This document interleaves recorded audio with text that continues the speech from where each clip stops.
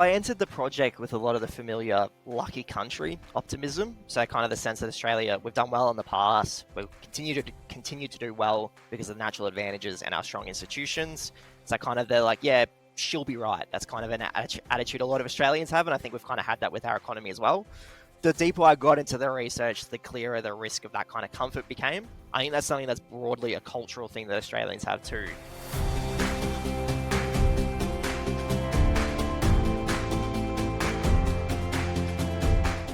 Hi, I'm Julia Saladino. I'm head of research here at IBISWorld. Today, we're taking a look at the highlights of our most recent white paper, Industries of the Future. I'm joined today by the author and one of our senior industry analysts here, Josh Campbell. Josh, welcome. Thanks, Julia. How are you?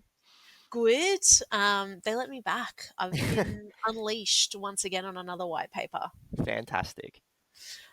Josh, I actually love the spirit of this white paper. As a lot of people know, or if you don't know, IBISWorld was founded by one of Australia's sort of eminent futurists, Phil Rubin. So I love that we're sort of channeling his vibe by exploring sort of where economic growth is going to be over the next sort of 20 to 50 or so years. So I'm excited to get stuck into this. Yeah, and hopefully for Phil's sake, it's not too morbid because it has been quite a deep dive.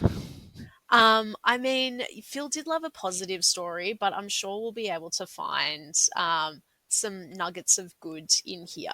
Yes, there's positive spin wherever you can.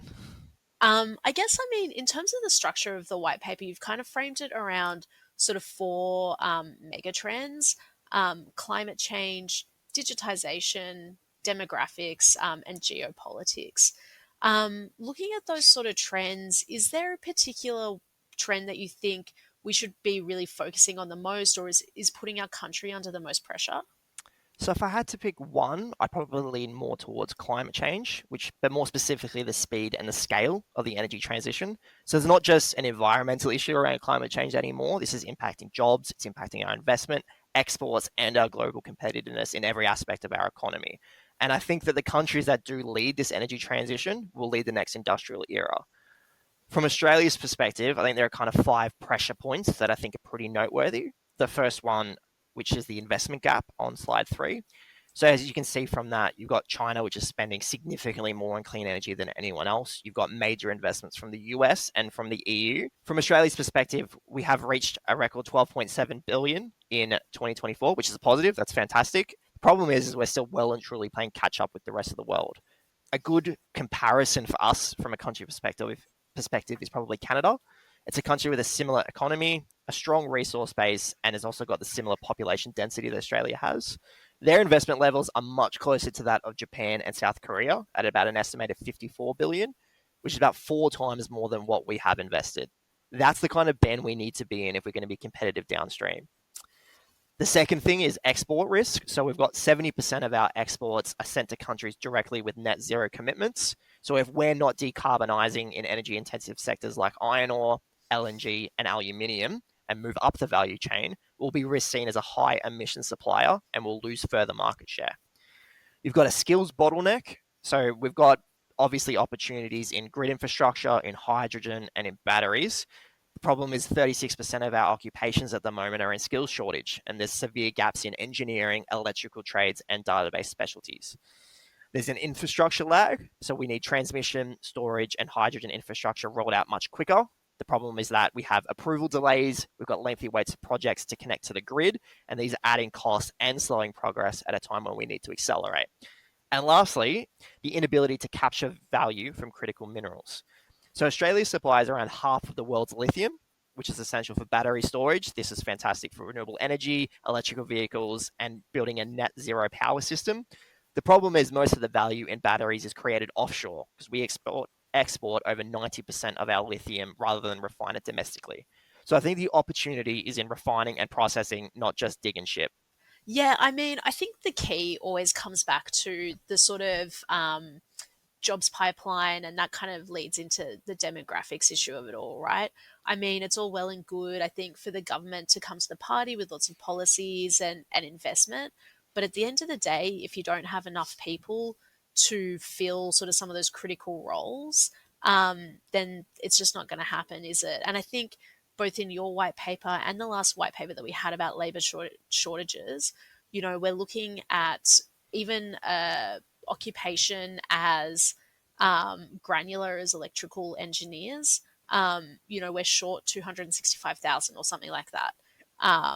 And, you know, we're going to need them to execute these policies and these work. And so, if we don't have the skills shortages sorted, then this is all just great ideas, I suppose.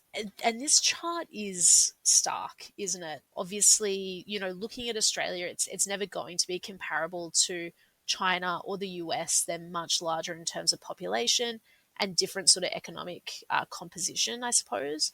But to have it Australia so much lower to say like South Korea, where we are similar in terms of population, or Canada, where, like you said, we really are a peer economy and we share a lot of similarities.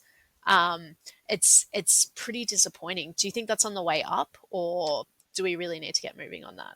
Well, statistically, it is on the way up. We obviously have reached a record in our investment, and I think that a few of the policies are shifting towards a more positive future in energy investment. We've obviously got the goal to be net zero by 2050.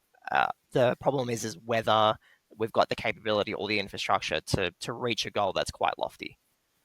And like, I guess on that sort of same vein, I mean, kind of based on your previous answer, it does really seem like we're playing catch up. How do you think we are progressing as a country in terms of this? Well, we're at a genuine hinge point, that's for sure. So, over the past decade, we've lagged quite behind the global leaders. What we do have in our favor is we do have a unique combination of advantages. We've got vast lithium resources as well as other minerals. We've got the continual rising global demand for those critical minerals, especially with a lot of the EV infrastructure. And we've also got some policies that have emerged that are starting to better shape the direction of our investments. So you've got the Future Made in Australia, which is supporting value adding in areas like critical minerals and batteries.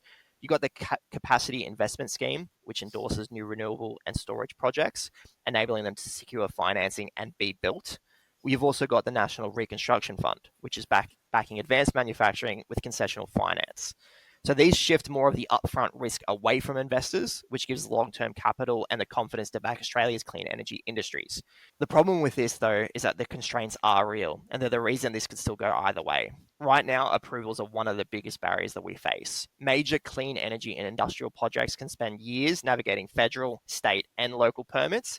This slows down delivery, it adds to our costs, and is putting us further at a disadvantage from the US, Europe, and Asia, and moving towards securing investment. Obviously, workforce capacity is the other risk. We just don't have the engineers, we don't have the sparkies, we don't have the digital specialists to build the scale of infrastructure that we need to thrive right now. There are policies surrounding training and migration that are shifting positively. We've got the new skills demand in visa and the fee-free TAFE expansion. These are both helping bring in more workers in areas where we have critical shortages. However, there's still a natural lag between the policy change and then the qualified people becoming available, and we're currently in that period. So, yes, we're definitely at an inflection point. We've got the potential to lead, but unless we streamline approvals and accelerate skills development, we'll slip back into catch up mode. I mean, it must be serious if deregulation is something that's being considered. Obviously, Australia is a highly regulated country. We've never met a rule that we didn't like. Um, were you surprised that, I mean, there was some deregulation chat at the productivity roundtable, more around sort of house construction, but were you surprised that this didn't get a bit more attention at the productivity roundtable a few months ago? Yeah, so it was mentioned to some extent. So it was noted at the roundtable that there's persistent growth in regulation has unfortunately contributed to a decline in our global ranking for business competitiveness. So the productivity agenda recognised that the delays in the planning, permit, and grid connection are now more of a productivity issue and not just an energy issue, and that getting these projects moving faster is critical to investment, innovation, and ultimately to lifting wages and living standards. The problem is there's a massive difference between just mentioning it and actually setting the policies and frameworks towards actioning. I guess on the flip side, like, is there anything that we're just outright sort of ignoring in terms of like either industries or policies that are occurring that, we're doing basically nothing to address? Well, when we talk about future competitiveness, there's definitely some blind spots that I think don't get enough attention. So you've got advanced manufacturing and automation, which is obviously something that's being talked about a lot at the moment. We've got strong research capability. And so this is linked to the CSIRO, which has been transformative in a lot of its innovation. We've got some leading universities and we've got a growing group of high-tech manufacturers. The problem is the large-scale production we're severely lacking in. I think a good example of this as well is looking at our manufacturing by GDP. So around the early 1990s, manufacturing was about 13% of our GDP. It's now about 5%. We're doing significantly less of the value adding here than we used to. So yeah, as you'll see in slide 4, automation is also lagging well behind the international leaders. You've got South Korea that's averaging 1,000 industrial robots per 10,000 manufacturing workers. Singapore similarly is quite high. Australia's is extremely low at 134 per 10,000 manufacturing workers. Yeah, I mean, the fact that we're not really even sort of up there with the global average is not ideal, is it? I mean, is there anything that sort of can be done to address this? You do have programs like the National Reconstruction Fund, which are good. They're designed to support advanced manufacturing and automation upgrades. They also help to de risk the kind of large capital investments that companies have been cautious to make here. So, if we can scale those investments and build the skills to match, we could add tens of billions to our economy in advanced manufacturing over the next decade, which would bring more high skill, high wage jobs to Australia rather than overseas. Speaking of overseas, there's also some issues with digital infrastructure and data sovereignty. So we're seeing some investment in hyperscale data centers and the fiber networks. There was a recent $3 billion federal government investment in equity, which was tied to upgrading the remaining fiber to the node network, improving our NBN. But the digital backbone still holds the country back. So, according to data from 2024, the average fixed line broadband speed in Australia was just under 60 megabits per second. This is compared to the OECD median, which is 178, and 214 in the US. So, both of those were a third of those major leaders. More importantly, this places us 82nd in the world for broadband speed, surrounding us with countries that still have developing economies. We also host a substantial share of cloud workloads offshore, which creates issues with cybersecurity, with sovereignty, and latency risk with sectors like defense and health. So, if we're going to compete in AI and secure computing globally, we need to treat digital infrastructure as a critical form of economic infrastructure. That means speeding up network upgrades, encouraging more cloud capacity to be built here, so data and the industries don't rely on it drifting offshore. Finally, you've got water and food security. So it's no secret that we're the driest inhabited continent in the world, and that with climate pressures intensifying, that's going to have a significant impact on Australia. Rainfall in the Murray-Darling Basin has been dropping 20 to 30% below the long-term average, with inflows decreasing by 40% compared to historical levels. We are seeing some investment with more than 5 billion allocated to water desalination and wastewater recycling. However, the adoption of agri-tech is still well below scale, despite the availability of proven technology that can reduce water intensity and increase productivity. Yeah, I mean, we've been talking for decades now about Australia being the food bowl of Asia, so to speak, and that really, doesn't seem to have come to fruition, pardon the pun, at all. Yeah. I mean, look, one observation from this is sort of there does seem to be this chronic inability for us to um, utilize the sort of powerful research that we as a country can do in terms of some of these agri-tech innovations, the Wi-Fi piece and the internet stuff. I mean, what do you think is behind or what's stopping us from using this research to our commercial advantage or that kind of thing? Yeah, so I mean, I guess in simpler terms, Australia doesn't have an innovation problem, we've got a commercialization problem. So scaling new technologies requires substantial capital, a strong risk appetite, and unfortunately, many of the local firms and SMEs are too small to undertake this. I think a good comparison you can draw from this is the difference between the way that the US and the Australia have worked on investment. So the US has a much deeper pool of high risk equity capital. This includes venture capital, private equity, defense, and tech procurement. It's willing to back ideas long before they're commercially proven. As opposed to Australia, our investment system is a little bit more conservative. We're heavily invested in superannuation. Our banks favour stability. Everything's asset backed with returns, and our business base is dominated by the SMEs that don't have the balance sheet capacity of larger industries. So innovation often stops at the pilot stage. And apologies for using a cricket metaphor here. The US is swinging for sixes while Australia is just settling to turn over singles. Um, yeah, absolutely. Well, like cricket, we don't want to take too bold an approach to things. We're not the English, Josh. Well, I'll be honest, I think Australia's economic policy could use a little bit more baseball. We'll have to say it doesn't seem to be working out so well for them, but I'm sure there'll be some sort of resurgence where we'll be Yes, yeah. eating our words in no time. Well, yes, we don't want to link too much cricket to industry. There are a few differences. I mean, in terms of some of these policies and the overall direction in the past, like, we've talked a lot about some missteps or things that could be changed. I mean, what is currently sort of mistakes that we've made in the past that we're now correcting in terms of policies for the future? Well, we've made policy choices that delivered short-term gains, but they haven't built the industries that we need now. So complacency has been our biggest issue. And I think one of the key areas where complacency was a massive issue in Australia was the mining boom. It took off in the late 2000s, early 2010s, drove enormous growth. There was a strong rhetoric around the lucky country, and Australians were quite proud of it. As a result, we had surging export prices, our dollar appreciated, our wages rose, governments benefited massively from the revenue. The success made it easier for Australians to just assume that that momentum would continue. The reality is similar countries that benefited from this, from their resource wealth, like Germany, South Korea, and Canada, they used their wealth to bolster their advanced industries. Australia basically allowed their manufacturing and high value services to die. Our our wealth flowed into property, it flowed into consumption, not into industrial capability. Yeah, well, that is sort of an actual economic concept that I think was inspired from the Netherlands. I think they call it Dutch disease, and basically that's when you do have this sort of massive export that then pumps up the price of your currency to a huge level. Foreign goods are then really cheap. And then I think anybody who sort of lived through the mining boom would know um, that, yeah, stuff coming into Australia was super cheap and everyone was quite cashed up. Of course, a lot of purchasing then happens, but the the demand does tend to wane after a while.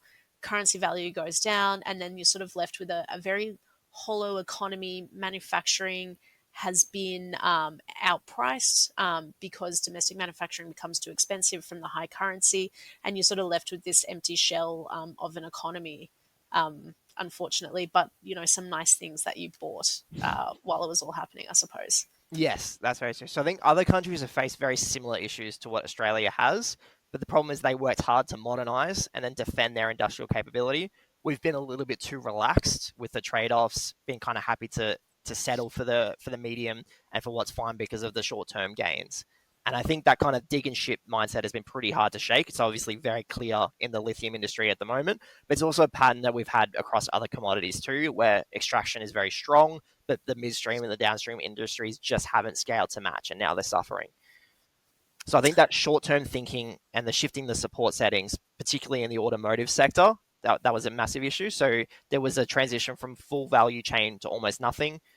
And when the policy shifts with election cycles rather than adhering to long-term strategies, it becomes challenging for businesses to make significant investments in their technology, equipment, and their workforce capacities. Well, I mean, Australian election cycles are very short compared to sort of other Western democracies, I guess. Where sort of a 3-year situation, whereas I mean the UK I think is 5 years, US is 4 years, and I think most other countries are in that 4 or 5, bit more long term thinking time periods. Whereas I feel like we tend to vote pretty frequently. It feels like. Yes, and a lot of change as well is something that we tend to like. Yeah, I mean, that is true as well. I mean, look, this, white paper it's very well researched, it's very thorough. Coming into it, did you have any sort of preconceived ideas of where you thought it might go, or any notions that you came into it with that then throughout your research were proved or disproved? Any big surprises to come out of it? Well, I entered the project with a lot of the familiar lucky country optimism. So kind of the sense that Australia, we've done well in the past, we'll continue to do well because of natural advantages and our strong institutions. So kind of they're like, yeah, she'll be right. That's kind of an attitude a lot of Australians have, and I think we've kind of had that with our economy as well. The deeper I got into the research, the clearer the risk of that kind of comfort became. I think the CSIRO Wi-Fi story is a perfect example of that. So something we should be proud of. We played a significant role in developing a technology that's reshaped global connectivity. So Wi-Fi is obviously something that everyone is has now as an access. It allows us to connect instantly. It's been like fantastic for the transition into the kind of the modern era that we have. However, when you look at Australia as a leader in creating the Wi-Fi now compared to our current broadband performance, it's something that just shows that we may innovate, but our ability to mass produce still kind of lacks. Unfortunately, it's a very repetitive pattern that we've had throughout the last few decades. We achieve the remarkable breakthroughs, we don't build the infrastructure to support them. I think that's something that's broadly a cultural thing that Australians have too. We're cautious about backing ourselves to turn early success into a national advantage. And when it comes to big structural changes, whether that's energy, in housing, in skills, or in infrastructure, we reach for temporary fixes that on the surface look fine, but that don't address the core issues. So essentially, we're putting a band aid on a deep wound. In a world that's moving pretty quickly, standing still isn't neutral anymore, it's going backwards. So when I started, yes, I had optimism, and I still do have optimism. I believe Australia does have extraordinary potential, but the project has left me feeling a little bit more urgent. We're in a position that the future won't be defined by our past; it's going to be dependent on the actions that we make now. As long as we have the confidence and the consistency to back our ideas at scale and stick with long-term decisions. Yeah, well, I think the sort of tagline of the white paper kind of sums probably what you've just set up really well, which is, the cost of standing still. And it does seem like we're pretty content to let success come to us instead of moving towards it and putting energy into it, I guess. Yeah, I guess the saying of being comfortable being uncomfortable, where if we sit and be complacent, we're going to be left behind. So we've got to take some more risks. We've got to be a little bit more inventive, and we've got to invest in long-term strategy. Fantastic. Well, Josh, great white paper. Congratulations on it. If there was anything about this that really interested you or you'd like more information, I'd highly encourage you to give it a read. There's at least 45 pages of fantastic content that I'd encourage you to take a look at. Josh, once again, thanks very much for joining me. Great white paper and great chat. Appreciate it. Thanks for having me, Julia.